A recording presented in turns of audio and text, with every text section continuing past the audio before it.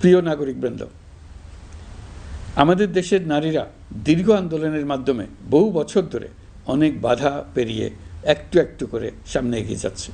স্বাধীনতার 54 বছর পরেও এদেশের নারীরা অর্থনৈতিক, রাজনৈতিক, সামাজিক বৈষম্যের শিকার।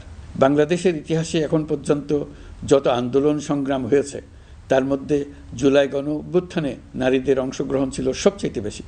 গণ অভ্যুত্থানে নারীরা দুঃসাহসিক ভূমিকা রেখেছে, পুরনোকে দূরে ঠেলে দিয়ে নতুনের ভিত্তি স্থাপনের প্রতিজ্ঞা নিয়েছে। তারা ব্যাপক সংস্কারের কথা বলেছে, সর্বত্র নারীদের ভূমিকা আরও জোরালো করার কথা বলেছে। আমি মনে করি জুলাই গণ অভ্যুত্থান বাংলাদেশের প্রেক্ষিত বদলে দিয়েছে। জুলাইয়ের পর নারীদের অবস্থান ইতিবাচকভাবে পরিবর্তন হবে, সেটাই আমরা চাই। আমরা বাংলাদেশ নিয়ে নতুন করে ভাবতে চাই, আর এই নতুন ভাবনায় নারীদের অবস্থান উচ্চতম পর্যায়ে অগ্রাধিকার পাক, সেটাই আমরা চাই।